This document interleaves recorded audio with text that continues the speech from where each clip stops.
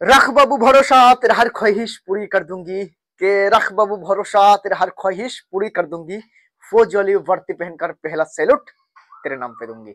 तो प्रिय বন্ধুরা আজকে যে টপিকটা বিশাল জবরদস্ত টপিক। দেখো আজকে যে ভিডিওখান তোমাদের স্পেশাল এসেছে বন্ধুরা আর্মি অর্ডিন্যান্স ডিপো, ঠিক আছে, সিওডি, আর্মি সিওডি। তো তোমাদের একটা জিনিস কনফিউজ দাদা, আর্মি সিওডিটা কি? আমি তো আজ নতুন নাম শুনছি, ম্যাক্সিমাম ছেলের মাথায় এটাই, তাই না? তো ভাই দেখো তোমাদের পুরো ডাউট ক্লিয়ার করে দেবো। কে কে এই আর্মি সিওডির ব্যাপারে জানো না? আর্মি সিওডিটা কি, সিওডি কিরকম জিনিস তোমরা আদৌ কি জানো? আশা করছি জানো না। কে কে জানো না আমাকে কমেন্ট করে জরুর কিন্তু বলে দেবে, ঠিক আছে? দেখো অ্যাকচুয়ালি সেন্ট্রালের এমন এমন ভ্যাকান্সি, কিছু কিছু ভ্যাকান্সি আছে যেগুলো তোমরা জানতে পারো না, রিক্রুটমেন্ট হয়ে যায়, ঠিক আছে? তো সেই সবগুলো তোমাদেরকে আমি জানাবো, টেনশনের কোনো দরকার নেই ভাই, আস্তে আস্তে জানাচ্ছি এবং জানাবো। যেমন আর্মি পোর্টার আগে কেউ জানতো না, ঠিক আছে? 2024 যখন রিক্রুটমেন্ট হলো তার আগে থেকে আমি জানতাম, ঠিক আছে?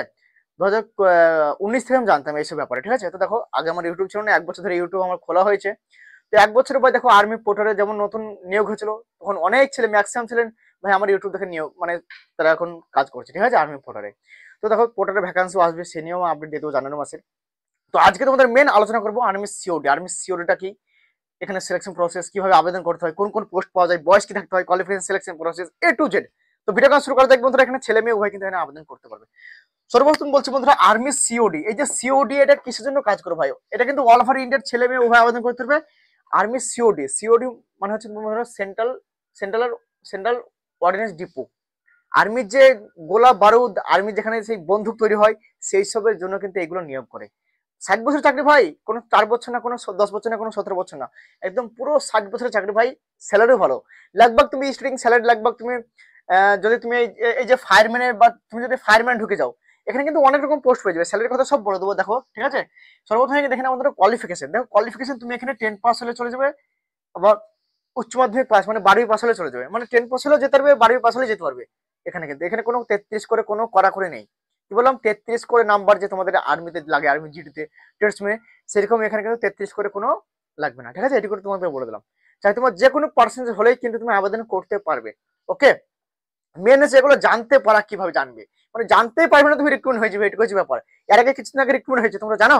জানো না? তাহলে ভাই এটা হচ্ছে ব্যাপার। তো সব জিনিসের ভাই কিছু কিছু জিনিস আছে, সেন্ট্রাল যেসব ভ্যাকেন্সি গুলো বের হয় তোমরা জানতে পারো না, রিক্রুটমেন্ট হয়ে যায়, ঠিক আছে? এটুকু মাথায় রাখবে। সেগুলো কি জানো? যেমন ম্যাক্সিমাম অফলাইনে যে ফর্ম ফিল আপ গুলো বের হয়, সেগুলো তুমি ম্যাক্সিমাম দেখবে ইউটিউবাররা ভিডিও করে না, জানতে পারে না, ঠিক আছে? কিছু কিছু ভ্যাকেন্সি আর যেগুলো দেখবে মোটা মোটা ভ্যাকেন্সি, নাম করা জায়গাতে যেগুলো ভ্যাকেন্সি আছে সেগুলো কিন্তু সবাই জানতে পারে।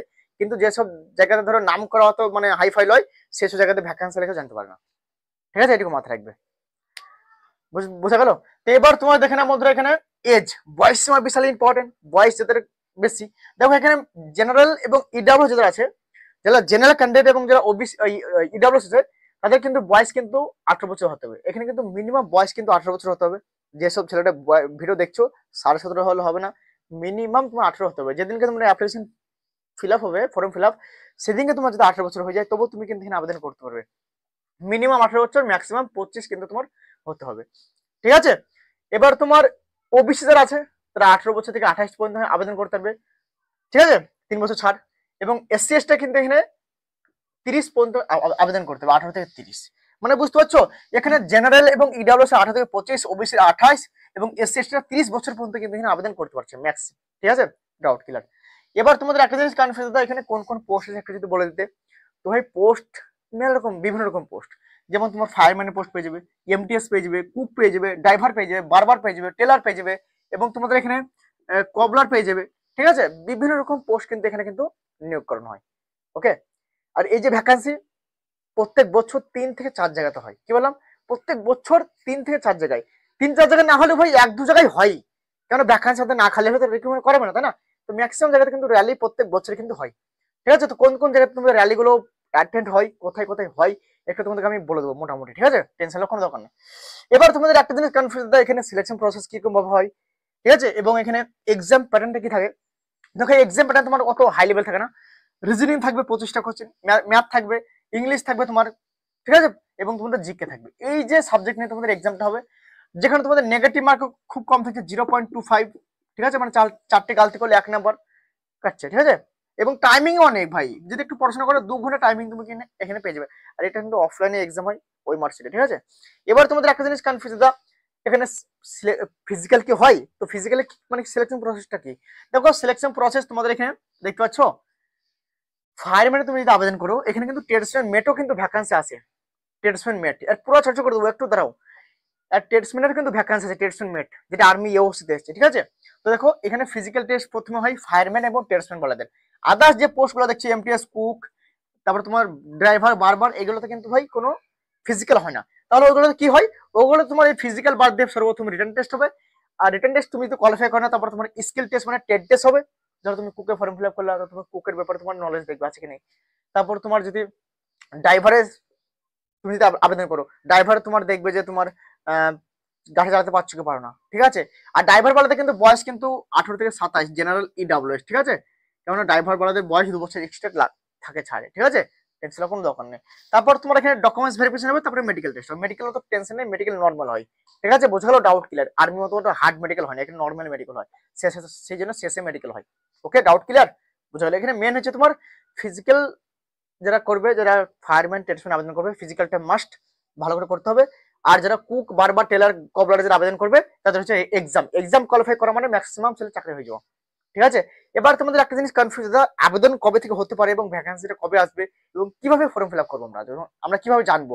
দেখো, জানবা তুমি আমার ইউটিউব থেকে, কারণ যখন নোটিফিকেশন চলে আসবে আমি ইউটিউবে তোমাদেরকে ভিডিও করে দেবো, ঠিক আছে। কারণ আমি আপডেট পেয়ে যাবো, টেনশন কোনো দরকার নেই, ঠিক আছে।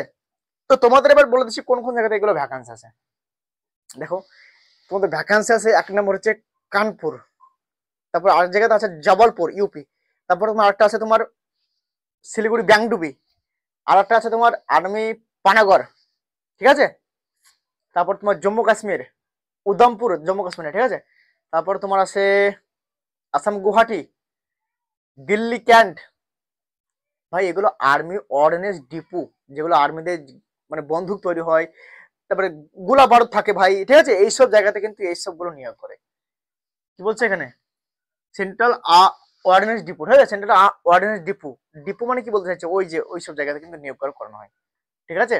তো ভাই যে এই চাকরিগুলো ভালো চাকরি, 60 বছর চাকরি, এগুলো কিন্তু ফর্ম ফিল আপ তোমাদের অফলাইনে কিন্তু করতে হয়। কি বললাম? ফর্ম ফিল আপ গুলো অফলাইনে হয় বলে তোমরা জানতে পারো না, বুঝলে? তো ভাই অফলাইনে চাকরি ম্যাক্সিমাম ছেলে চাকরি হয় যে ভাই ঠিকঠাক ভাবে আবেদন করে না, ম্যাক্সিমাম ছেলে অ্যাডমিট কার্ড চলে আসে ঠিকঠাক ভাবে ফর্ম ফিল আপ করলে, ঠিক আছে। আর এগুলোতে অনেক খাটনি বলে কেউ ফর্ম ফিল আপ করে না, ঠিক আছে।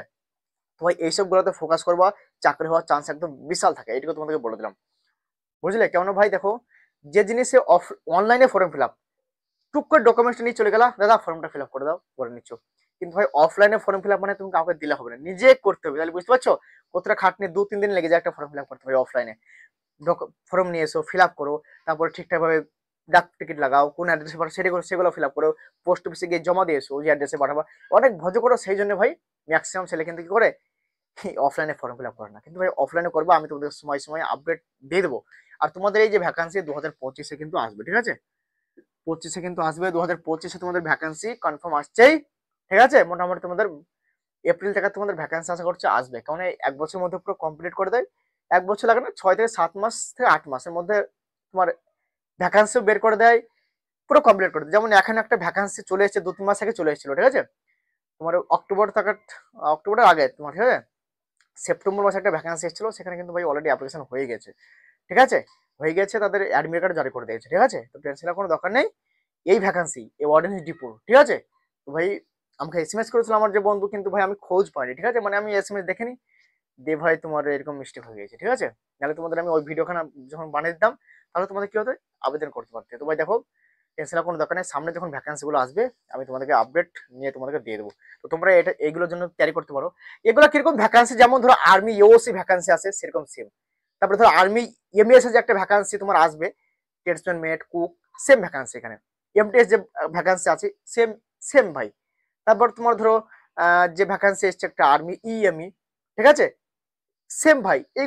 এগুলোর কাজ একই, একই স্যালারি, একই চাকরি ভাই, 60 বছর চাকরি, ঠিক আছে। যেমন তোমার ধরো আর্মিতে অনেক রকম রেজিমেন্ট হয়, গাড়োয়াল, গোর্খা, রাজপুত, তারপর তোমার মারাঠা, তারপর তোমার এখানে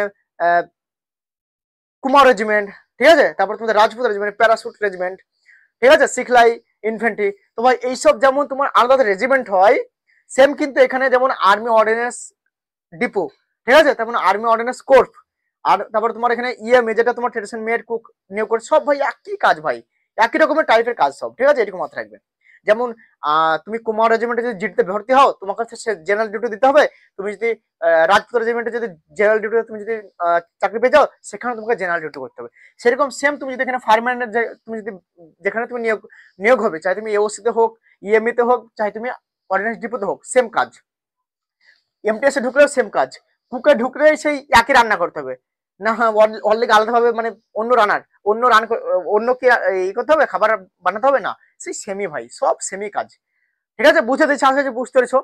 তোমার দেখো ভিডিও যদি ভালো তো অবশ্যই করে দাও লাইক সাবস্ক্রাইব, চ্যানেল যদি নতুন হয়ে থাকো, ঠিক আছে, এবং বন্ধুকে শেয়ার করে দেবে। তো ভাই আপডেট স্পেশাল ছিল দিয়ে দিলাম, ভ্যাকান্সি তোমাদের খুব জলদি আসছে ভাই, ঠিক আছে, মোটামুটি এপ্রিল থেকে তোমাদের আশা করছি ভ্যাকান্সি চলে আসবে, ঠিক আছে। তো আপডেট যদি কোনো কিছু পেয়ে যাই আমি দিয়ে দেবো, টেনশন করুন দেখেন, সবকিছু ডিটেলস বলে দিলাম কিরকম কি হয়, ঠিক আছে, নো টেনশন ভাই। আজকের ভিডিও এখান ছিল, বন্ধুরা নেক্সট ভিডিও কোনো জবরদস্ত আপডেট সঙ্গে মিলবো, তব তক জয় হিন্দ, বন্দে মাতরম।